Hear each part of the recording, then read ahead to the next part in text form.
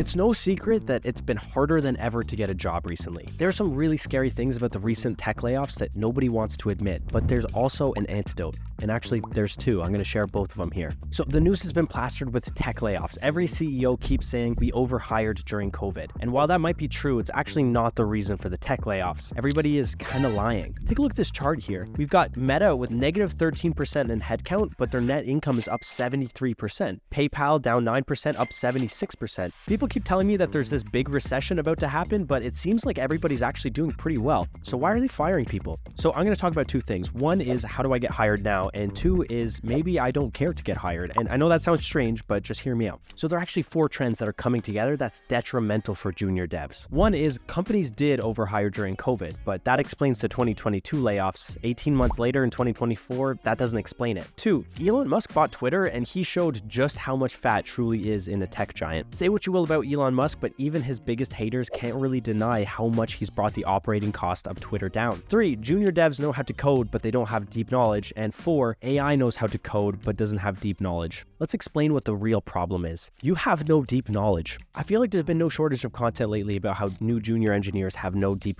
knowledge. And honestly, I think that content is often promoted by people that also don't have very much deep knowledge. Deep knowledge is tricky because every 6 months I look back and realize just how clueless I was about a technology I was using 6 months prior. Most people suffer from the Dunning-Kruger effect. In the beginning, they learn just a little and they're overconfident in their skills. They think they're a genius. Then when they realize how much they don't know, they lose all of their confidence and it takes years to build it back up. I usually feel like I'm somewhere in the valley of despair. There's way more to any problem or system than you could possibly know, so try to be humble. The know-it-all types tend to always be at the peak of Mount Stupid. I tend to stay away from those people. Having said that, I do think there's a new age script kiddie phase that people tend to be going through. And the answer is simple but not fun. You have to eat your broccoli. Every year, people tell me that being a tech is tough because you have to stay on top of the latest technologies. Honestly, I've never understood that. I've never had that experience. As long as you spend a lot of time learning the fundamentals well, you'll see everything else kind of shares the same beginnings. For example, let's say I'm learning a new programming language and I want to learn how to write a variable. Easy enough, but not if you're a Python script kiddie. Because in C++, if you want to learn a variable, now you need to know static types, pointers, references, heap memory. If I'd gone the other way around, well, the Python variable would have been really easy to learn because it's just a subset of the C++ one. Usually new technologies don't introduce a new way of doing things, they just make the old ways much easier to do. So as long as you know your fundamentals, you're fine. And I guess this would follow up to my next point, which is learn something very well. If you don't have deep knowledge, you need to obtain deep knowledge in something. Now, I've already made videos on my recommendations of what programming languages to learn. I'm not going to talk about that here. I ultimately don't really care. Just learn one thing really, really well. Don't worry about running after the new shiny object every 2 minutes. There's been an uptick in what I'd call tech news recently in YouTube and Twitter. It's always talking about the latest JS framework or, why the new jQuery release is really important. Now, I do love that content. I spend a lot of time watching that content, but I don't use it as a blueprint for what I should be doing. It's just so I can sound smart to people when I'm at parties. It has no bearing over how much money that I can make in my career. When I say learn one thing, it could be anything. It could be a tech stack if you're a full stack person. It could be one backend framework really well if you're backend. It could be the latest shiny JS framework if that's what you're into. Whatever you get the most joy from learning, just learn that. Learn anything except Rust. Don't learn Rust. Kidding. I just wanted to see how much of a reaction I could get. Rust fanboys, don't come to my house at... Shit. Now, everybody's being dishonest, I think. Let's talk about AI's real role in all of this. So, strangely, before I talk about that, let's talk about Ozempic. Ozempic has been taking the world by storm. They're not today's sponsor, by the way. There's no sponsor today. Ozempic is a miracle drug that helps people lose weight just by taking a pill. The thing is, people aren't really being honest about when they're using it. They want to pretend like they're just getting there naturally. Now, I was reading Scott Galloway recently, and he had this article that was basically explaining how AI is corporate Ozempic. This is such a good article. There are a few points I want to highlight from it. Quote 1, recent financial news features two stories, layoffs and record profits. A company lays off 5, 10, even 25% of its workforce, and 6 to 12 months later, its operating margin hits new heights. The ultimate peanut butter and chocolate shareholder confection is Meta, which produced a singular Hall of Fame quarter in Q4.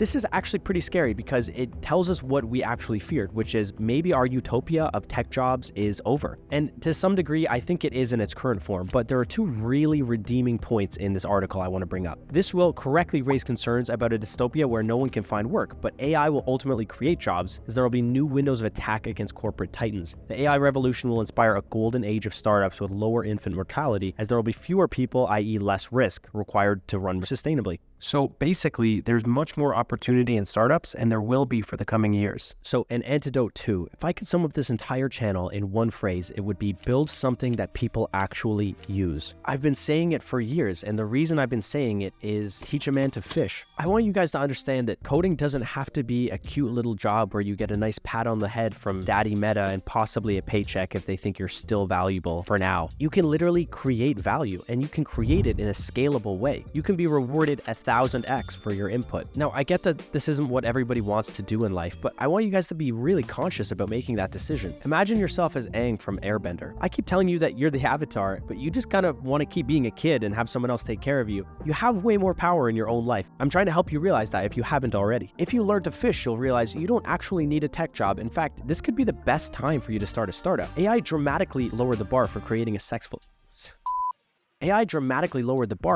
a new successful tech startup. If Meta can use it, why can't you use it against them? Specifically with LLMs, there's so much unlocked opportunity that people can do. And here's the thing, everybody is trying to hire a senior dev, but senior devs have just as much LLM experience as you or I do because LLMs are so new. Even if you decide not to make a startup, if you're currently unemployed, how could building a real product that people actually enjoy hurt you? Even if it's just an open source project or a free product, you're gonna learn the skills that make you super valuable as a senior engineer. I think the future is full of billion-dollar companies that were started because their founders were laid off from cushy tech jobs right now. When it comes to startups, I just launched one year ago, and I have to admit, I've learned more in 1 year than I did from 3.5 years of working at Microsoft. I'm gonna give you some advice. You don't have to take it. My goal in this channel is to never be the annoying know-it-all kid, to be that kid on the Polar Express or Professor Umbridge in Harry Potter.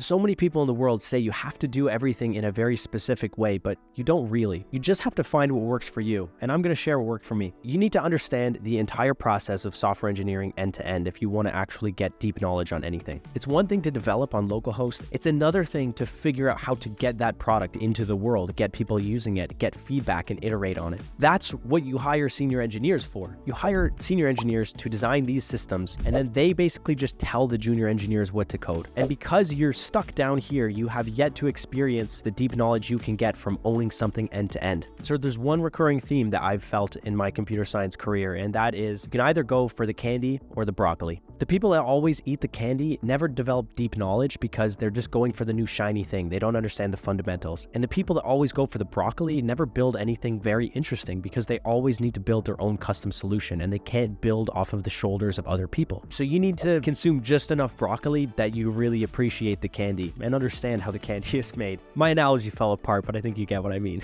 Now, I want to employ the gentleman's agreement between you and I. If you've watched one or more of my videos before and you enjoyed it, then you have to subscribe. That enables me to continue to make content for you. So I'm not going to check. It's a gentleman's agreement. Obviously, I can't check. But if you enjoy the videos, you subscribe and I continue to make them for you. That's our gentleman's agreement.